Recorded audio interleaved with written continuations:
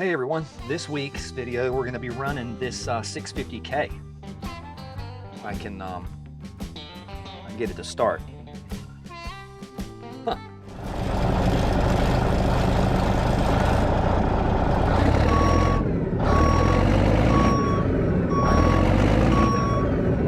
All right everyone, if you're wondering what's going on here, we have a John Deere 650K. This is the new convertible version.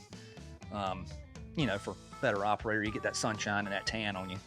But what actually has happened is this dozer has been having transmission issues. Now, John Deere on these hydrostatic machines, the transmission is electronically controlled through a controller in the cab, the little buttons in the joystick, and it controls the speed, controls the track speed, balances itself and all that. This machine was having all kind of weird sort of ghost issues. The kind that'll annoy you to death because you're trying to figure out what's going on. So they diagnosed it down to, they thought it was either the TCU, the transmission controller, or the buttons in the cab, or a wiring harness. So initially they went with the controller in the cab. That didn't do anything. Then it was wiring harness. But they still never found what I call a smoking gun, the actual problem. So they brought it in, they take the cab off this thing and start pulling wiring harnesses out of it.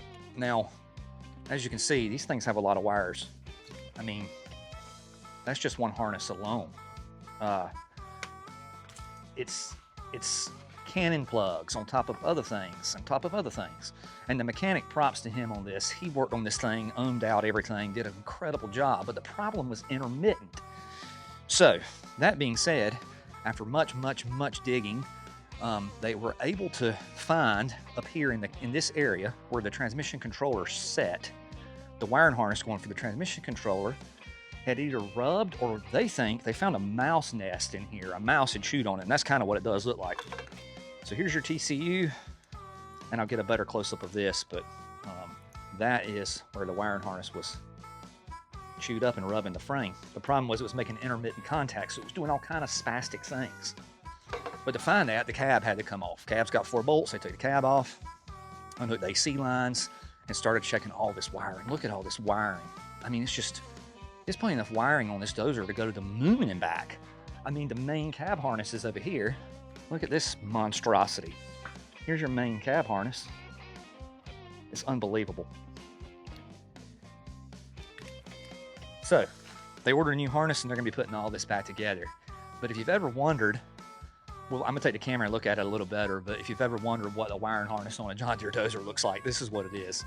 And props to the mechanic, because this was a really aggravating thing and a really good find on his part. So props to the mechanic. You know who you are. Great find. And yeah, let's take a quick look at this thing, because if you've ever wanted to see what a cab off a machine looks like underneath the cab, we'll have a good look at it. Okay. All right. So under the cab right here, they don't have a transmission per se, where you would think of traditional gears. The engine's running these hydraulic pumps right here. One pump on the front runs the left side, one pump runs the right side, and then there's a third hydraulic pump on the back that actually works the blade and stuff. So that is actually the transmission. These run to drive motors in the back. I'll get a shot of those that actually turn the tracks, turn the final drives. There's no direct mechanical connection between the transmission, the hydraulic pumps, and the drive motors. It's all oil driven, hydrostatic. It's a hydraulic driven dozer, which allows infinite variability, but also can make a lot of trouble like this when the electronics go bad. Your hydraulic control valve is right here, and yeah, let me grab the camera and we'll look at the drive motors in the back. Okay, so I'm not sure how good it's going to show up in the background, but left drive motor, right drive motor, those are driven from the hydraulic pumps we just talked about, the transmission up front. The transmission controller reads these little sensors right here, and it tells how fast the motors are turning, and then equalizes them between the sides. I mean, look at this wiring harness. But anyway, there's your drive motors right there. All right, well, there's a quick look at a 650K from the inside this time. We saw the drive motors, we saw the transmission, the hydraulic pumps, and all that. There's that beautiful 4045 right there. So anyway, props to the mechanic on this one, because it was a good find. A wiring harness. Now you just got to put all this back together, and maybe this thing will run again. So thanks for watching, everybody. This was a quick one, but I thought it was cool and I really wanted to show it. So we'll see you next time.